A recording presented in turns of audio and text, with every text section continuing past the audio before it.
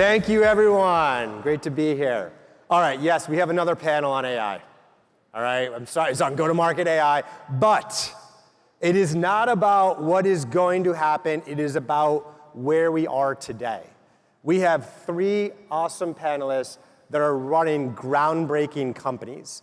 And we're going to talk about how they're leveraging AI within their go-to-market stack and wrestle with all these questions. I'm psyched to have a front row view and learn from them on this. So let me introduce them and help me out and welcome them. So we got 3 great panelists: Stevie from Vanta, Siqi at Runway, and Maddie at Elevenlabs.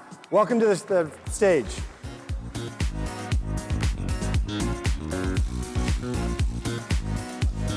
All right, guys.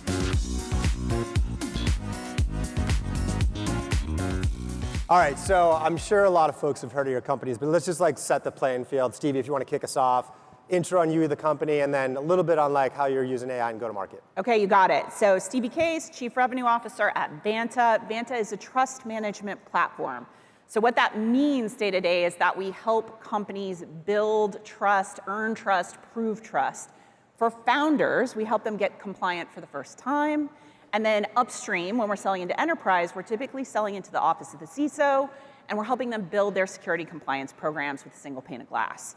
So we are a 100% direct field sales organization. So today, Vanta is about 1,000 employees. I've got about 150 quota carriers and about 100 SDRs globally. And we've got AI sort of everywhere in the tech stack. So we focused most heavily initially on how we can supercharge the work that our team does, both in building pipeline and in closing deals. So our stack today is that we've got at the core, all of that data, all of that information flowing through HubSpot. We are then personalizing with tools like Clay to create a very custom data-enriched current personas. So we're identifying the perfect persona. We're setting up to sell to them. We're then taking everything we know about the right value prop for those personas. We're creating custom messaging for our team. And we've got people picking up the phone. It's a little counterintuitive. I'm actually making a big bet on humans, despite being very bullish on AI, picking up the phone and using those scripts with value-based messaging that we've created bespoke to each person. So we've got AI everywhere in that stack, but it's really about supercharging the humans, not replacing them. Okay, different approach, Siqi. You're not as human-driven, not as big of a team, but talk us about how it's going at Runway. So what Runway is, we are a next-generation finance platform. So we make the business and the financials of this business in particular understandable to both finance and the rest of the company. So our customers include Elevenlabs, AG1, AngelList, Superhuman, and our go-to-market approach is a little different in that we launched about 3 years ago, and we had a very small team with this website. And so this is before you can buy a lot of great off-the-shelf GTM tools. And so when we launched this website, it went pretty viral, and we were getting multiple leads a minute. And so we had to and roll our own tools to qualify. And so since then, we, of course, started consolidating all of our customer data onto HubSpot. So not just lead data and opportunity data, but also we got rid of our customer success tool and have all of that data on HubSpot as well. And we pipe that through a combination of default and a bunch of tools that we built in-house. And today, close to 100% of our AR comes inbound. We're looking to change that. But we now have SDRs. We're doing more outbounding. And my contrarian view on this is that in this world where more and more is being automated, proof of human becomes more valuable. So we have real people. We try to do very creative marketing events, whether that's our locked jacket. We put we emailed a bunch of bags with a timer lock, and they all unlock at the same time, and you get a jacket like this. We have a hot sauce dropping next week, which you'll probably hear about. But that's kind of our philosophy. Amazing. Can you talk about that, the decision to move everything into HubSpot, and take us back to that moment. Why was it? Just because the data centricity was key to enabling these tools? Yeah, so if you think about some of the things you want to know about your customer and a question you might want to ask, right? It's not just closing a deal. You want to know which marketing channels it came from. You want to know if they onboarded, if they're successful, what is the nature of their business, who is in their business, who is the model owner. And so the life cycle of a customer goes from someone seeing the ad all the way to onboarding and being successful and referring other people. Yeah. In order to make useful decisions like who should we target more of and where do we find them, having it in one place is really useful. So we bring that HubSpot data in, connect it to Runway, connect it with all of our marketing data and our operational data down to individual account executives. And we're able to make decisions about where we should optimize and how we should invest our marketing dollars. Okay. So, yeah, Maddie, I mean, you're in the thick of it. Everyone has some AI in their product. I mean, you guys are almost as native as it comes in the voice space. Tell us about you and Elevenlabs and then how you all use go-to-market architecture. Thank you, and thanks for having me here. Great to see so many people. At Elevenlabs, we combine voice AI research and product deployments. We are on a mission to be the voice of the technology, help people make interactive experiences where voice is that future interface, whether it's call centers, customer support, personal agents. And then second, help people make things available in audio, whether that's in a spoken world or in any language out there. And the way we do it, we combine those two parts. So we have a research division which helps us deploy frontier models from text to speech to text, to bringing those models together to really make an orchestration and an end-to-end experience work. And on top, we have two key offerings. One is our creative platform offering, where people can create narrations, voiceovers, dubs to bring it to other language. And then an agentic platform offering, where people can add voice to an existing agent or deploy an entire experience to their customers, combining that with the business logic. And of course, being from the beginning, kind of at the research frontier, AI was a big part of the flow. We started with insights of trying to generate as much as possible in terms of what's actually happening in their customer conversations and how they are using the product and bring that to the field. That was also where HubSpot came into play, where we are doing a lot of enterprise marketing. We want to understand what messaging works, what doesn't, and then use that to refine partly the messaging, but also partly what we might need to bring into the product. Second, of course, the big bucket is productivity.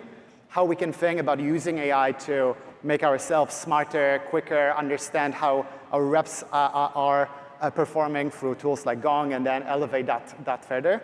And maybe the last one, and I think this one is the most interesting bucket for me, is we try to dog food a lot of the technology ourselves. And maybe one example was trying to use our voice agent in part of the qualification flow. So we have a lot of inbound coming to Elevenlabs. And of course, if we detect this is the person that or company we want to speak with, that goes through the usual flow. But we also have a lot of inbound where we are not sure, and that happens internationally, happens sometimes in the US. So we deployed effectively just for that subsegment, an AI BDR, where you can jump on a call and accelerate the process of getting to the team. So we disclose that you will be speaking with AI voice agent. And you built it on your platform? We built it on our platform. Nice. You can then give a little bit more detail about the use case, talk through, which actually helped us close the deals we might not get to for weeks or months or never get to. Which was great. And an interesting piece from that was that actually people were more keen to speak to the voice agent and sometimes leave the details that they would. So that was a great Amazing. I do want to come back to you on internationalization. Has anyone gone international? Have you been a leader in taking your company international? It is such a pain. It's gotten like 20 years ago, you had to rewrite everything, rewrite the website in all the different languages, the whole localization thing. We did pretty good, I think, in the last 10 years of making that process easy. But you have to remember, someone still needs, I remember at HubSpot, I think, someone came inbound and signed up, and from, they only spoke Portuguese, and they called the support line, and we didn't know yet. And the support rep literally stood up and was like, does anyone speak Portuguese? To, the whole office. It's so difficult to be able to get ready for, and you already do business as a pretty young company in 32 countries. So can you talk to us a little bit how is internationalization and localization going to evolve in this AI era? And it's funny you mentioned this example. We see this all the time across our customers, where it's we have customer support across all types of clients. How can we have our rep in English, but then if we want a person from Portugal or any other country, how do we switch this automatically to be able to speak this other language? Of course, there's two parts to it. There's the voice agent part to it, but also just the marketing materials. How do you bring the same messaging in any of the markets? So the way we approach this from very early days that, we need to localize a lot of the work we do in any language. So if you are watching a video if you are reading about our work, you can access that in other languages. And beyond it being available in that content, it actually carries the same emotion, the same intonation in that voice too. So that's one big piece. Second is the product itself. So actually internalization, the product experience. People will go through the first element of the flow. If the product isn't there, you will have a big drop-off rate. And especially in Japan or Korea, where we do a good amount of business too, that's definitely the most felt.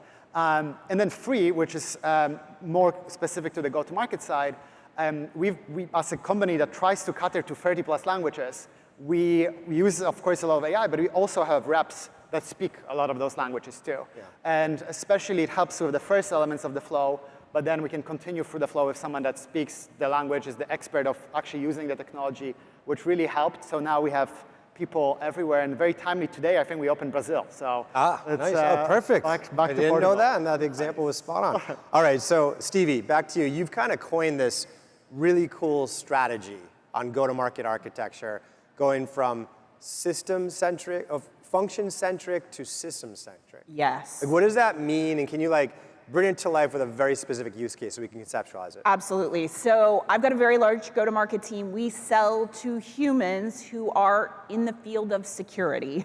As you can imagine, they are. It's weird that you have to clarify that. Yeah, well, it's funny because they are the least amenable to That's AI true. first Right. technology. I think Right. AI BDR does not work trying to sell to a chief information security officer.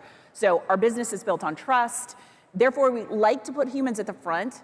And look, I grew up in a very capacity model centered on quota carriers world. Yeah. And I am building a human first go-to-market machine, but we've turned it on its head, and we think of it now systems first. And because we are putting the systems first, those systems are about supercharging our humans, making them more effective. So I don't want them updating CRM.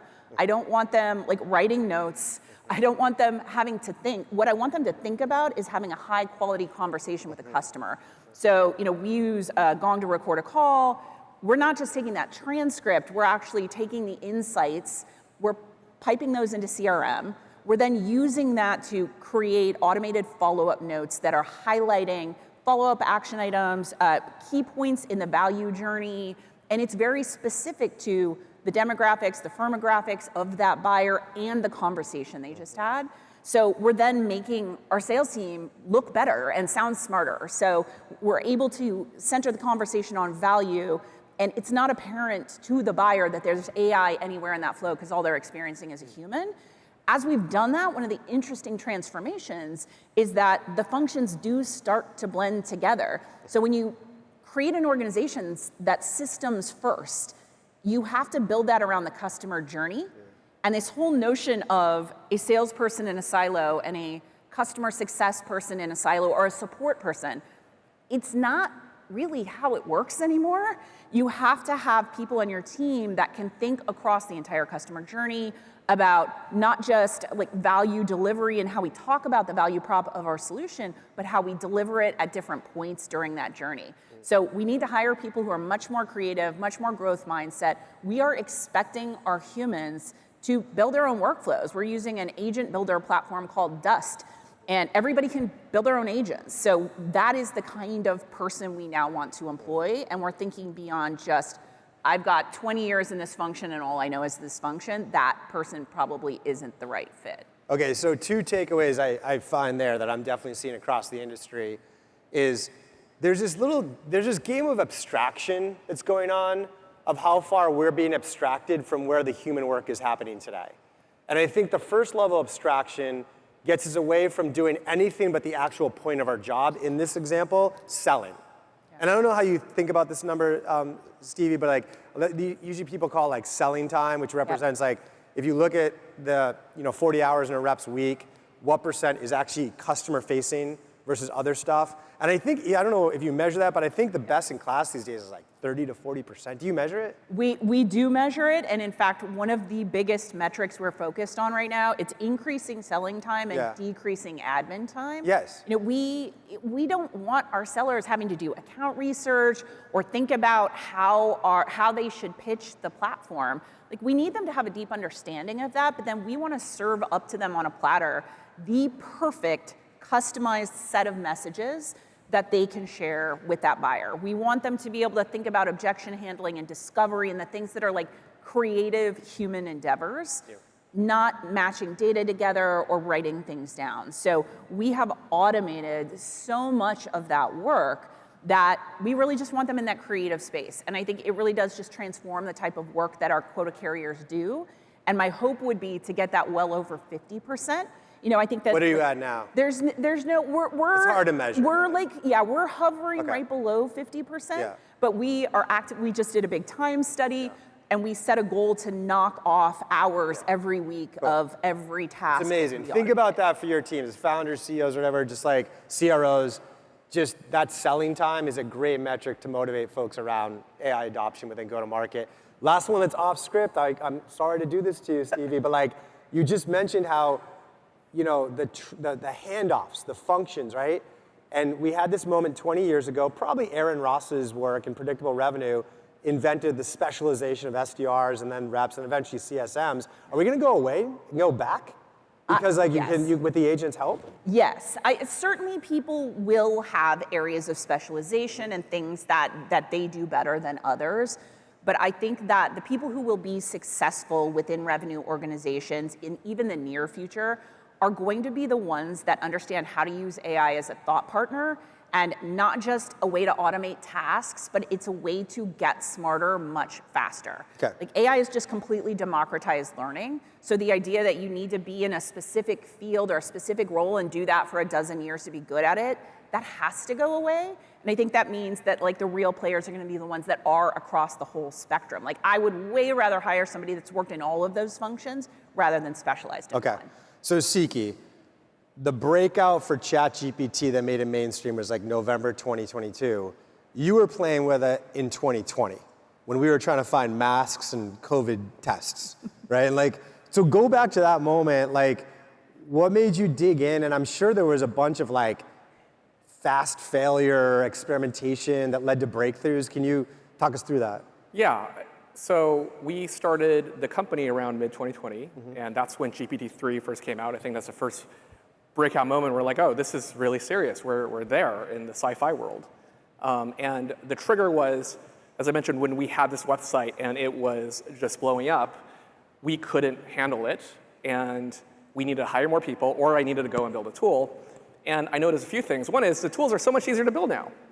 You can just hook up a ChatGPT call Clearbit, and say, vaguely, this is our ICP.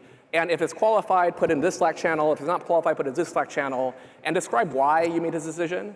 And if it is qualified, by the way, I want you to go to our rep's Gmail inbox and write, based on all of this context, a response to it, put it in drafts, customize this person, make it really clever, don't make it obsequious. It's like a 2-page long script.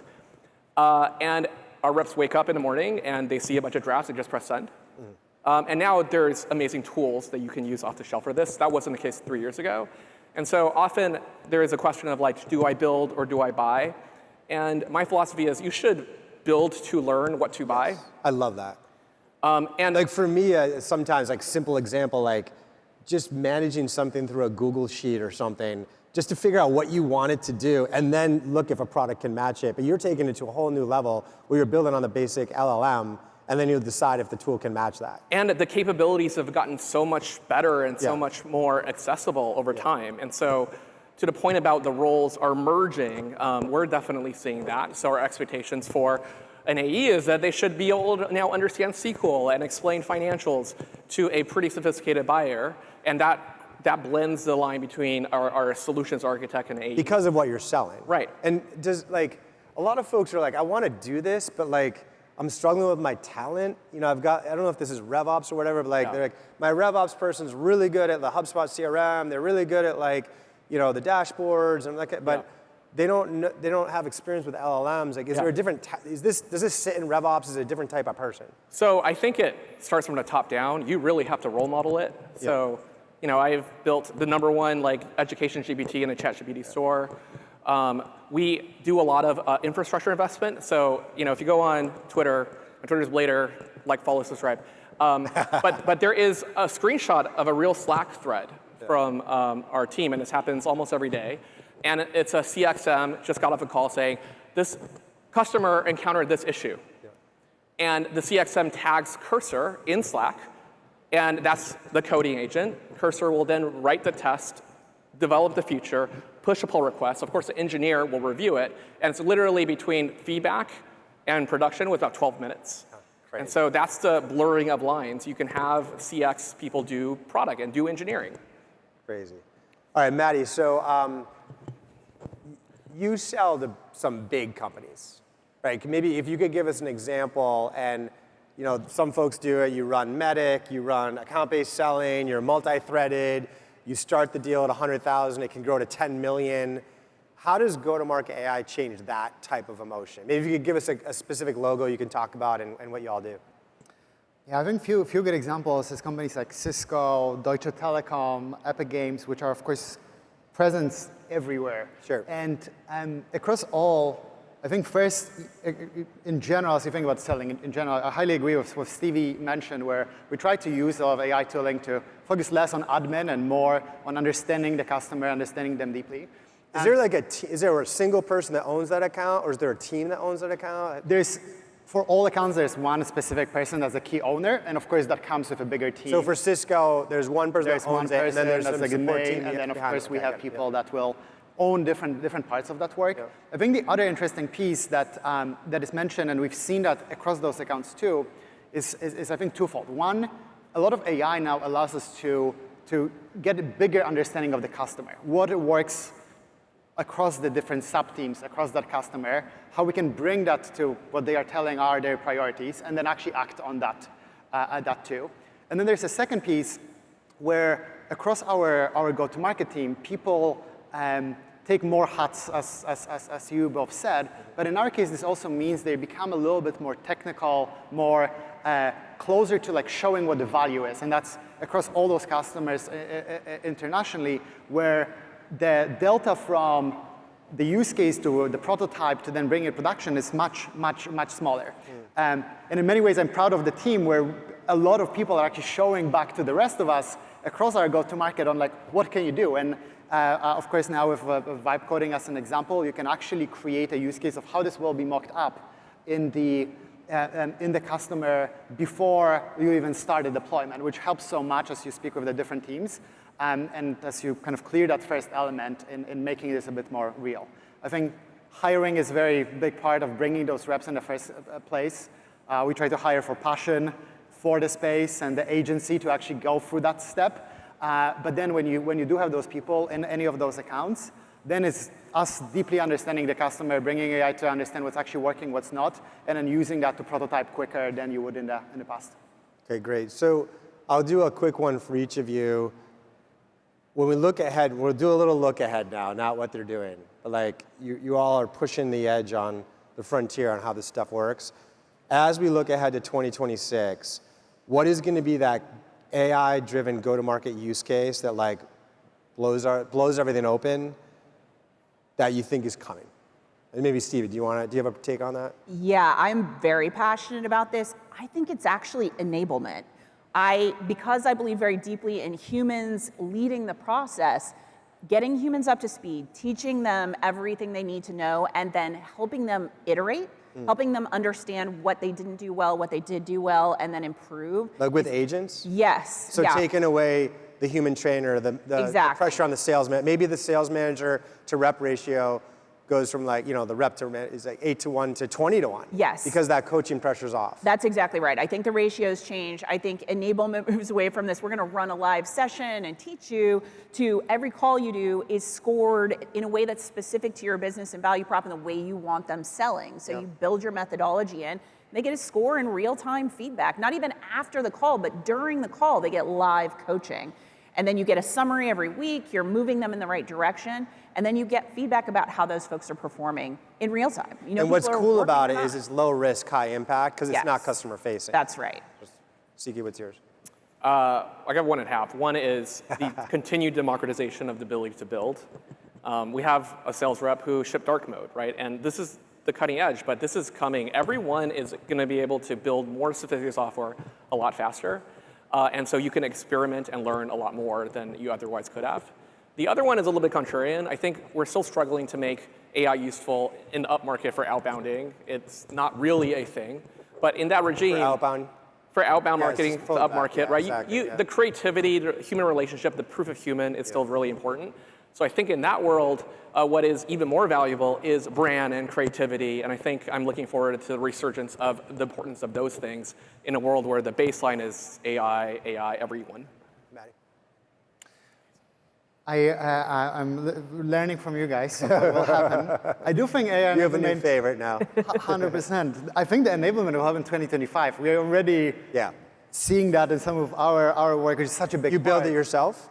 We build it ourselves, of course, with help of, we now work with a few companies as well to help them build it. But even our reps now will actually have an agent that they speak with, like how to sell. Recently, we deployed a hiring agent that you can prep for an interview before you start interviews. I'm a big believer in the enablement piece, too. I think maybe the other part is in 2026 is going to be optimizing.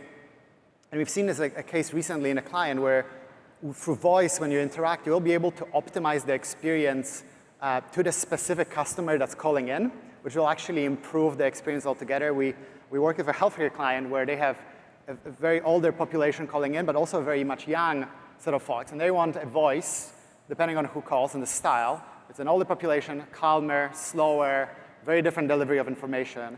And the younger one, of course, much more snappy, quick, and emotional. And I think what will happen is that with that combination of voice agents and being able to understand who is calling in, for parts of the flow, and I agree, it's not going to be a whole flow, in 2026, more of the experiences will be delivered entirely through voice agents. Okay, so we probably have time for like maybe one more topic, and I think this one's pretty critical and related to architecture.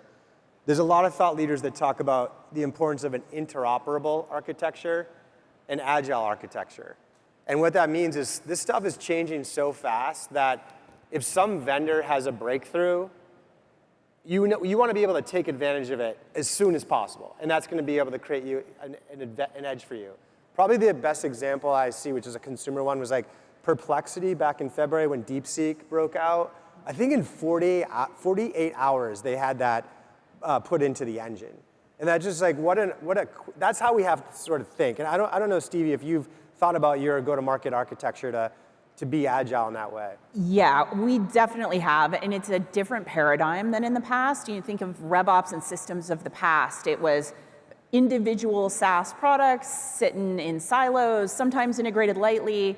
The paradigm has to be different now, and you have to start from the base up. And that foundation is data. So you have to start with not just high quality, clean data, but a system that is really cleaning, optimizing, and constantly updating your data layer in a way that is unique to your business. So once you lay that foundation, I'm a big believer in build as well. So we only buy solutions now when we are confident in the use case, we know exactly where we're going.